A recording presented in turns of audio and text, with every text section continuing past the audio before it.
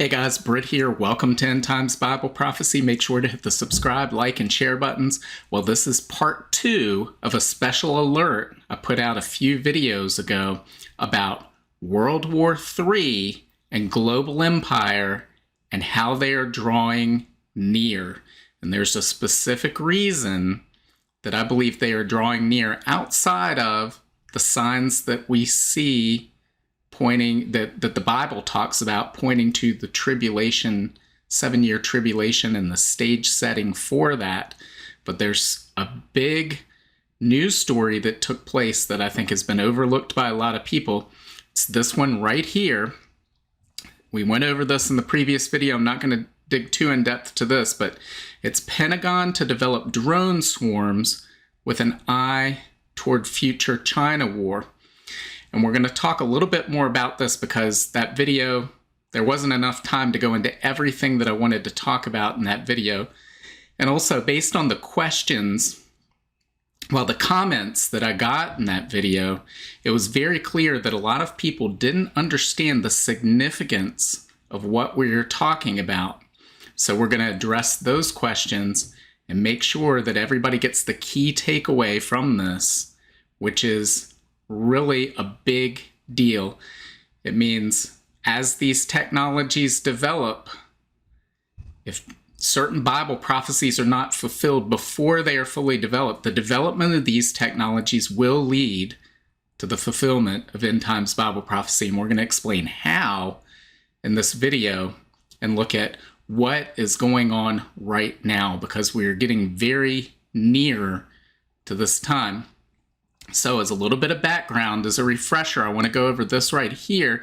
Went over this in the previous video. I will pin part 1 at the top of the comments. For those that haven't seen it, they can go back and watch that. But this is an article titled Rise of the Drones that I wrote 5.5 years ago. So this came out, I think it was April of 2018. And it talks about the future of warfare. And I want to read that part out so that people can really understand this is where we are going. So this is the future of warfare. It says, synchronized drones let us see the future of warfare. Why do I say that? Let me ask you another question. Have you ever seen a large flock of birds flying in unison? They look like a cloud. And the whole flock can shift left, right, up, or down, all in a split second. Despite their quick shifts, these birds act as one. They aren't disorganized or disjointed. They fly in perfect harmony as if they have a single mind. We observe similar behavior in schools of fish, bees, locusts, gnats, and all sorts of animals. Now imagine one of these groups is coming to get you. That's right. Imagine a swarm of bees is coming after you. Would a shotgun do much good? Well, not really. You can fire into a swarm of bees and you might take out one or more, but you know what? The swarm will keep coming. This is because the power of a swarm is decentralized. A single strike won't stop it. Sounds scary? It should, because this is the future of warfare. It's called swarm technology. As technology advances, synchronized drones will get smaller and smaller, faster and faster, and ever more powerful. In the near future, one nation will use them to attack a nation only armed with conventional weapons. What do you think will happen when combat drones traveling like a swarm of bees attack a conventional army? How effective will tank fire or heat-seeking missiles be when directed at a swarm? That's right, they'll be as effective as firing a shotgun at a swarm of bees. And guys, we have seen this happen on the battlefield in Ukraine. You can look it up. There are videos of Russian tanks on the ground being approached by multiple drones from different angles. And these drones fly in and they have explosives on them and they hook onto the tank and explode and blow it up. So we're already seeing this, but it's only going to get more sophisticated and more deadly as we go on. It says, have no doubt this is where our world is headed. Those nations who are first to develop swarm technology will rule over those nations who were slow to adapt. History has proved this lesson time and again. Think about it. Charging columns of soldiers were once effective until machine guns arrived. Racing soldiers on horseback were once effective too, until armored tanks arrived. We can all cite countless examples of new military technologies making tried and true weapons and tactics obsolete. The same will prove true with swarm technology, and it will completely transform the world's current balance of power. And why do I say that? Well, I say that because the maturation of these technologies will lead to the end of mutual assured destruction. So we're talking about not just swarm technology, but we're talking about artificial intelligence, quantum computing, and the key to all of this, molecular manufacturing, which is going to enable the very rapid deployment of manufactured billions and trillions of drones that can operate using artificial intelligence and operate in these swarms to carry out almost every mission conceivable in any sort of military mission. So once this is created, once we reach that point, we're going to see mutual assured destruction become obsolete. And so we talked about in the previous video, the nation that develops molecular manufacturing will have a tremendous advantage over the entire world. And they will, let me underscore that, they will, not might, they will use that advantage to conquer the entire earth and set up a global empire. Now, why do I say that? Well, because if they allow a second power to develop molecular manufacturing, then it creates an unstable arms race that would eventually destroy the entire world.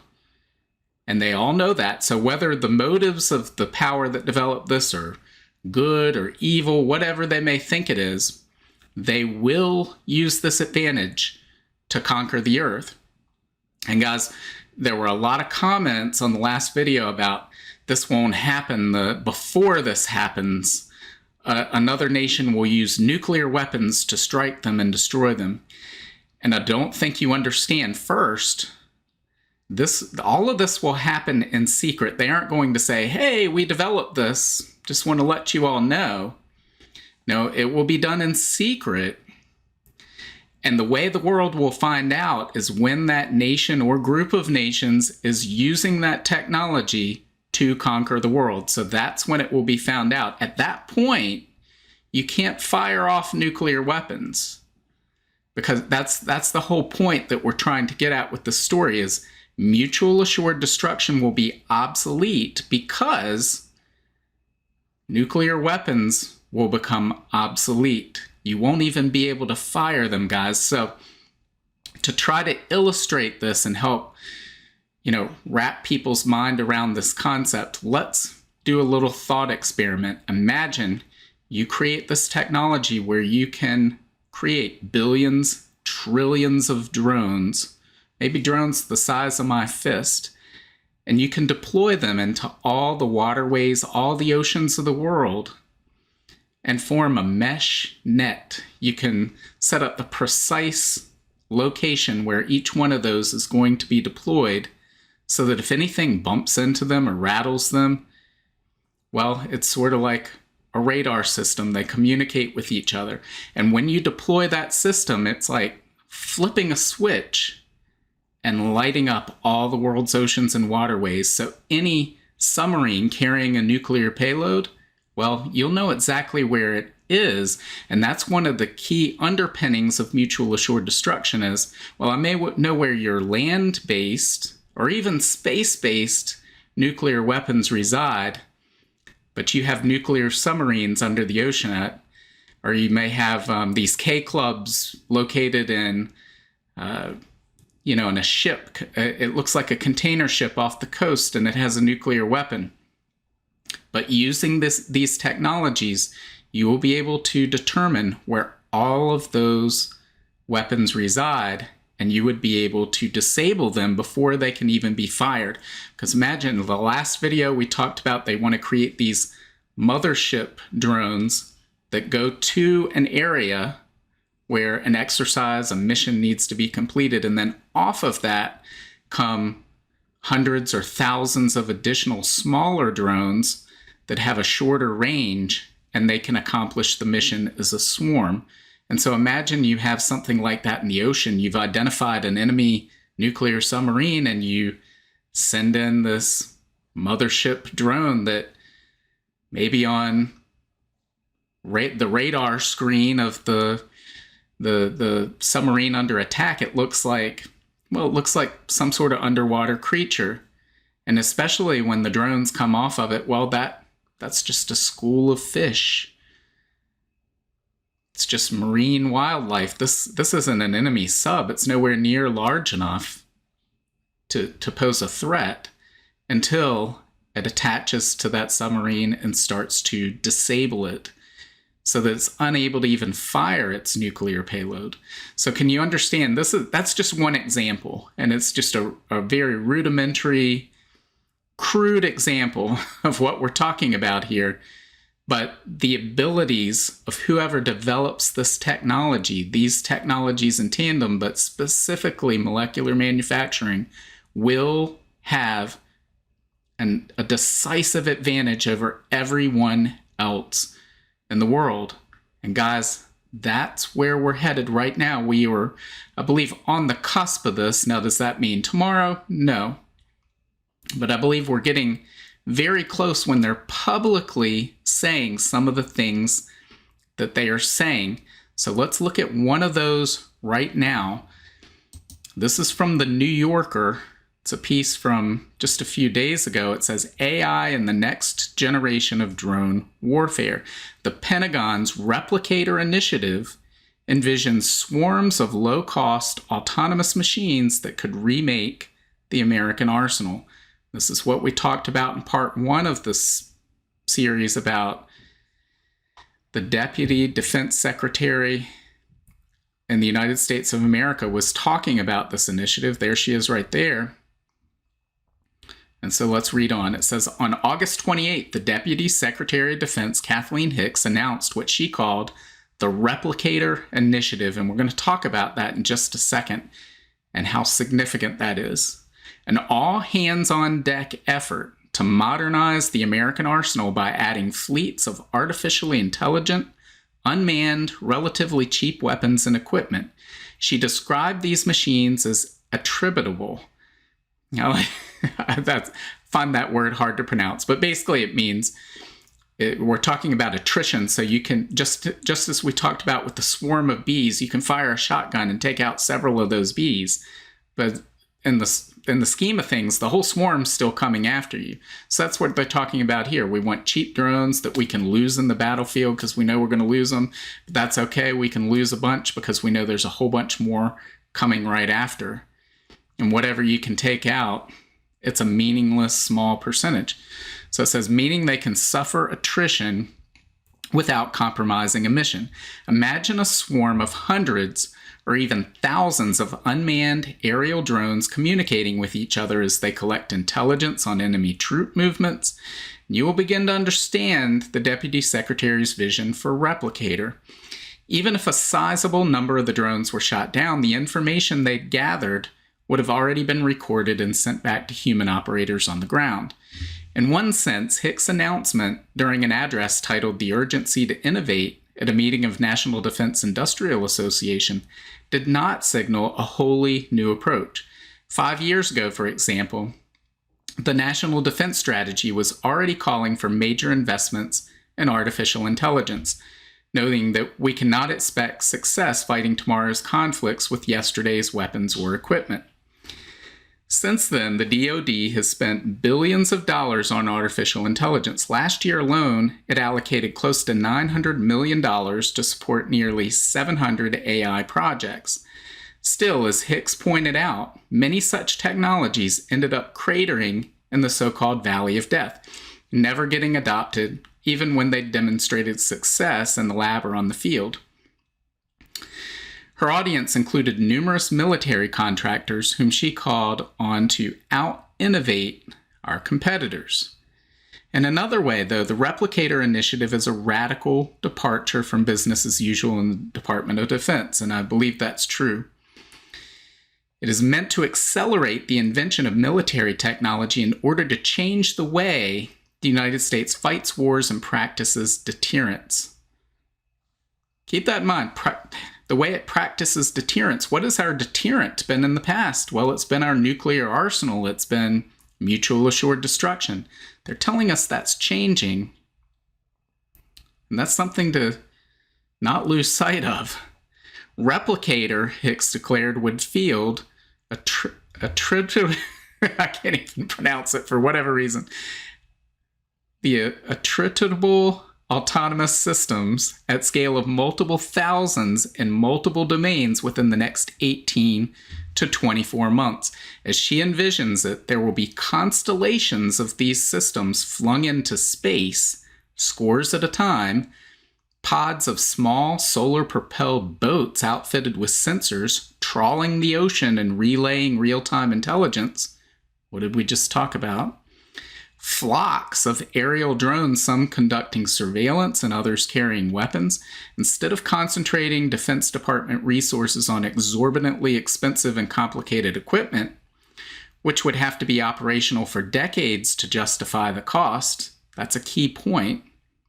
Because think about it, if you develop this very expensive system that has to be deployed for decades in order to get your return on investment, how does that benefit you in a world, especially a world where artificial intelligence and technologies are becoming exponentially more powerful? You're going to fall behind before that system's life cycle the life cycles of these systems are very short now. That's what that means. So you need to build cheap, disposable stuff so that you can move on to the next big technology and adopt that. It says Replicator aims to deploy equipment with a much shorter shelf life, allowing for constant reinvention of technologies. Because again, this exponential advance in technology isn't going to slow down and wait for this expensive military hardware that you develop to expend its usable life and then come up with something new. You constantly need to be focusing. Guys, they want cheaper, more drones deployed on a large basis. This is what we've been talking about. What would enable this? We know molecular manufacturing would enable this. This is the key technology that would not just enable, but cause whoever develops it to conquer the world. And I think it's very important to note the name of this is the Replicator Initiative. Guys, that was not chosen by chance or by coincidence. It was very intentional. And there was a reason behind choosing that word, that phrase, Replicator Initiative, and specifically the word replicator. When I hear that word, it's replicate, replicator. Those words have been around for decades on end. But when specifically applied to these types of military hardware and swarming drones and AI, it takes me to one place, and that would be this book right here, Engines of Creation, The Coming Era of Nanotechnology by K. Eric Drexler. Got my copy right here. So this book was written in 1986. I know it says 1987 up here. That's because that's when the paperback came out. Hardcover came out in 1986. But guys, this book, I believe, inspired a generation or more of people who went into this field that was essentially created by this book. It paved the way.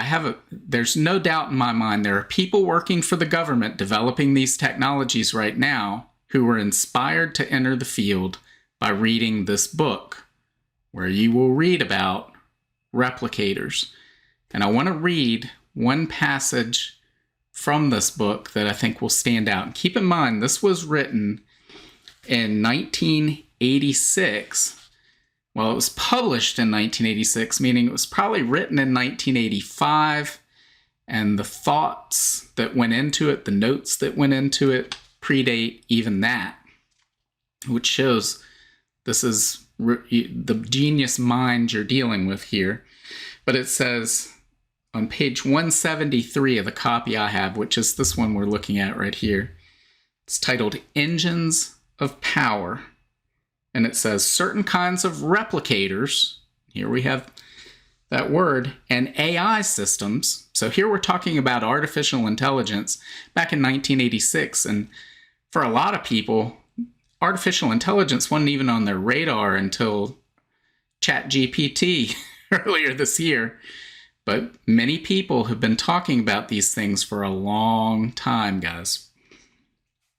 So this says certain kinds of replicators and AI systems may confront us with forms of hardware capable of swift, effective, independent action. But the novelty of this threat, coming from the machines themselves, and so here he's talking about, what do we often hear in the media? We hear people saying, artificial intelligence is going to take over. It's going to obliterate the human race. And I've said all along, no. It's this Terminator, Hollywood, Skynet idea that AI is going to take over and destroy the humans. Nothing could be further from the truth. And I've said before, the arrogance of human beings would not allow that to happen. We will simply merge with the AI. Certain humans will, for sure. We've heard, Yuval Noah Harari and all these other transhumanists, that's what they're talking about, is merging with the AI, becoming superhumans who are better than the others. So we don't need to fear AI. We need to fear, we don't need to fear anything as Christians, but the danger isn't from AI. The danger is from the human heart. It's from sinful, fallen mankind using AI in an evil way. So keep that in mind as we read the rest of this. He says, the novelty of this threat coming from the machines themselves must not blind us to a more traditional danger. Replicators and artificial intelligence systems can also serve as great engines of power if wielded freely by sovereign states. Throughout history, states have developed technologies to extend their military power, and states will no doubt play a dominant role in developing replicators and artificial intelligence systems. States could use replicating assemblers. When he talks about replicating assemblers, this was published in 1986. Since then, that's become synonymous with molecular nanotechnology and molecular manufacturing. So those things, we could say they're interchangeable with one another. So what he's talking about here is what we're talking about when we talk about molecular manufacturing. But he says to build arsenals of advanced weapons swiftly, easily, and in vast quantity. States could use special replicators directly to wage a sort of germ warfare, one made vastly more practical by programmable computer-controlled germs. Depending on their skills, AI systems could serve as weapon designers, strategists, or fighters. Military funds already support research in both molecular technology and artificial intelligence. Again, this was written in 1986 or published in 1986. States could use assemblers or advanced AI systems to achieve sudden, destabilizing breakthroughs. I earlier discussed reasons for expecting that the advent of replicating assemblers, again, let's substitute molecular manufacturing, will bring relatively sudden changes. Able to replicate swiftly, they could become abundant in a matter of days. Able to make almost anything, they could be programmed to duplicate existing weapons, but made from superior materials. Able to work with standard, well-understood components, atoms, they could suddenly build things designed in anticipation of the assembler breakthrough, such as swarming drones, guys.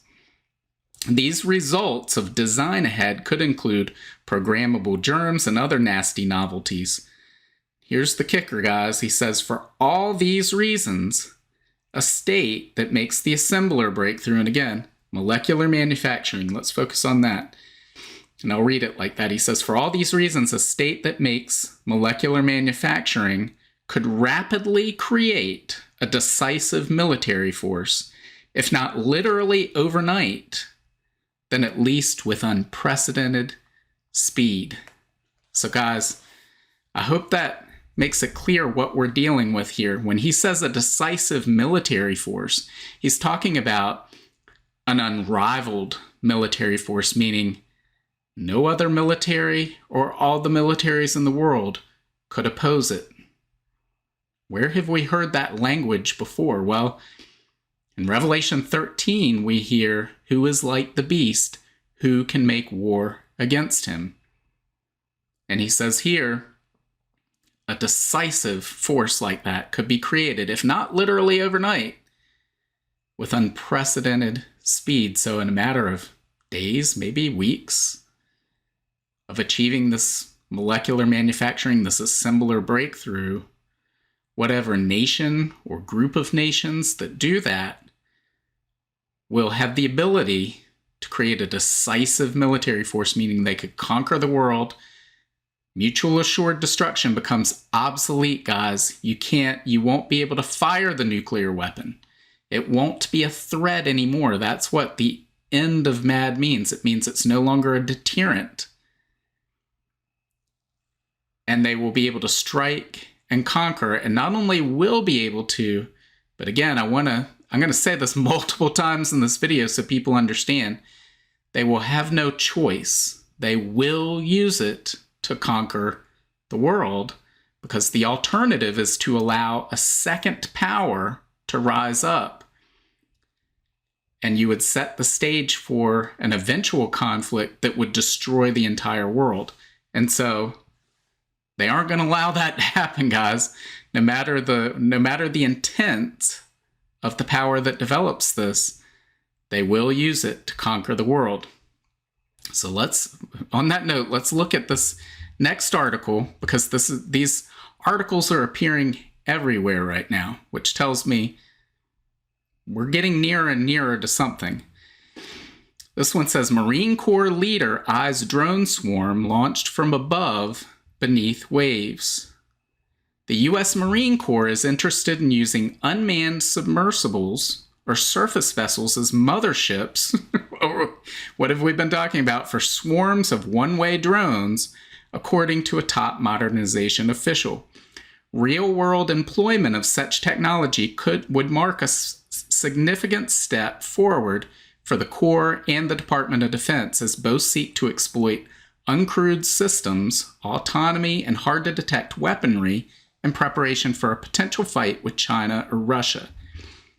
We're focused very heavily now on organic precision fires, loitering munitions. There's a lot of areas there that I think we can accelerate, because industry is clearly cutting the path for us. Lieutenant General Karsten Heckel, leader of Marine Corps Combat Development Command, said at the September 6th Defense News Conference in Pentagon City. The idea of loitering munitions coming off unmanned surface vessels, loitering munitions coming out of unmanned underwater vessels, you can let your imagination run wild, and we're pushing the envelope on all of these. The wide-ranging application of drones for spying and targeting, for one-way trips culminating in an explosion, has been observed in the Russia-Ukraine war. That's what we mentioned earlier. So-called exploding drones target vehicles and infantry alike, often with deadly effect.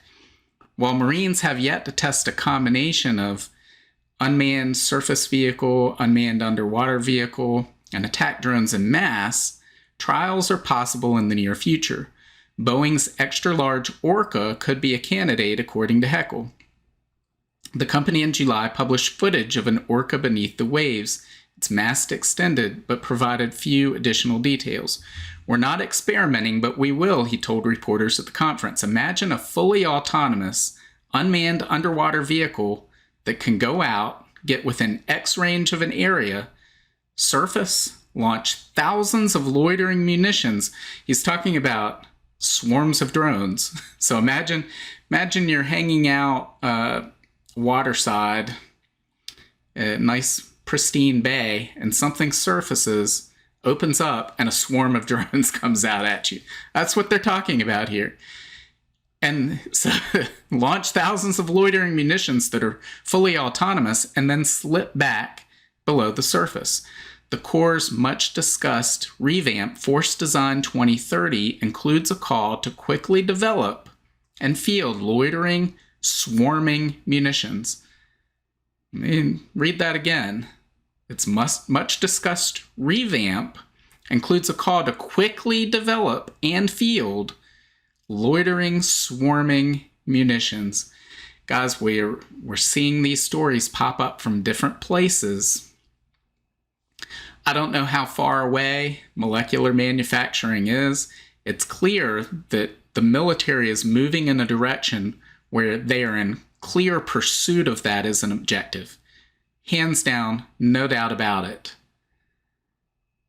You know, how far away is it? I have no idea. They're talking here 18 to 24 months to field thousands of drones. That's not what we're talking about, right? We're not talking thousands of drones. We're talking billions and trillions. That's the ultimate of what they're looking at. And no doubt there is probably a Manhattan Project type project for molecular manufacturing taking place in the United States right now. Maybe the author of the book we were just reading an excerpt from, he's not even 70 years old now, even though that book was written back in 1986. He may very well be the head of or one of the top leaders in such a program. We don't know, but no doubt there are programs like this going on. There is a race, a frantic arms race in the world right now to achieve this breakthrough technology, because the one who does will rule the world. If you have any doubt, let's take a look at this other article that I wrote back in 2017. This was from September 2017, titled "The Next Manhattan Project and the New World Order." And it says, on September 1st, 2017, Vladimir Putin addressed a group of students in Yaroslav, Russia. Speaking of the future, Putin said the development of artificial intelligence presents colossal opportunities and threats that are difficult to predict now. And the one who becomes the leader in this sphere will be the ruler of the world. And again, how would that be possible unless mutual assured destruction is taken out of the way as a deterrent? It would have to be a technology able to circumvent MAD, which is what we've been talking about. And so, what's the conclusion here? Well, we read down and we read this. It says, according to Vladimir Putin, the leader in artificial intelligence will set up this global empire. He knows it, and other world leaders know it. Have no doubt about it. This was a public admission of an ongoing race. It's a race among world governments, a race to develop new post-MAD technologies. And these technologies include more than artificial intelligence. They include molecular manufacturing, quantum computers, and other technologies most people are unaware of, such as swarm technology. In this race, there's no silver medal. The second-place nations get nothing. The first-place nation gets the whole world. No doubt about it, guys. This race is on. It's probably in the final stretch because, again, this was written in 2017. Vladimir Putin made that statement in 2017. So that's 6 years in the past. And so think of all the exponential change technologically that's taken place in those 6 years and what's set to take place in the months and years ahead. We're getting closer and closer to that breakthrough moment. And when we do, guys, it will lead to World War III and the establishment of a global empire, because whatever nation or nations develop molecular manufacturing in tandem with artificial intelligence, quantum computing, swarm technology, they will use that advantage to conquer the world. They have to. Again, I can't underscore that enough. They have to. It's not a choice. Well, they have a choice. They have a choice to let another competitor rise up and risk destroying the whole world. Why would you do that when you can simply conquer the world, set up a global government, and rule in whatever way you see fit?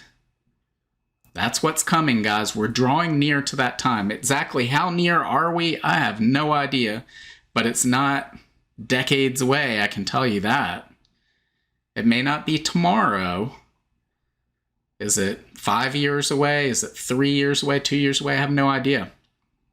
And there's no way I can know that. I would say most of the nations are trying to figure out what that timeline is themselves. But guys, this is where we are headed. This has, if you haven't figured it out yet, this has profound implications for end times Bible prophecy, because there's nothing that states that a global government will be established before the end times, before the tribulation period, before the Antichrist rises to power. And so if we see that coming, if we see this technology that would come and force the conquering of the world, to me that states, unless those Bible prophecies are filled between now and the maturation of these technologies, the breakthrough discovery of these technologies will cause the fulfillment of those Bible prophecies. It is the fulfillment of those Bible prophecies. And the one at the helm will be the Antichrist. And this should tell us how close we are to the tribulation period, and even more so, how close we are to the rapture, and how we should be spending every day that God gives us telling people the good news of Jesus Christ, that you can have a peace that surpasses all understanding if you have a relationship with Jesus Christ. So what do you think? Leave your comments below. In the comments, if you understand this, if you understand what I'm talking about, please say so. Say, yes, I get it. I understand that this is going to lead to World War III and global government in short order, almost as soon as this breakthrough is made. And nuclear weapons will not be a deterrent. They just won't, guys. So we'll revisit this topic in the future as more news comes up. I'm going to keep a sharp eye out for stories that come out on this subject, because these stories coming out the way they are tells me that something is afoot. Something's coming. Either this is propaganda to throw off some of the U.S. adversaries and make them think we're closer than we really are, or they're really close, because if they're putting this stuff out there and saying we're openly looking to replicate thousands of drones on the battlefield and create swarms to overwhelm our enemies, well, they're not afraid of other nations knowing that, which tells me there's a whole lot more under the surface we don't know about that's coming. So let me know what you think. Leave your comments below. Make sure to hit the subscribe, like, and share buttons. And God willing, I will see you on Friday. Bye. If you want to learn more about the end times and Bible prophecy, make sure to sign up for my free monthly newsletter and get your copy of my free ebook, 7 Signs of the End Times. Just follow the link in the description to get your free book. Also, make sure to check out all of my books. Just look up Brit Gillette on Amazon, Barnes & Noble, Apple iBooks, Google Books, Kobo, or anywhere books are sold. Thanks for watching today, and until next time, keep your eyes fixed on Jesus, the author and perfecter of our faith.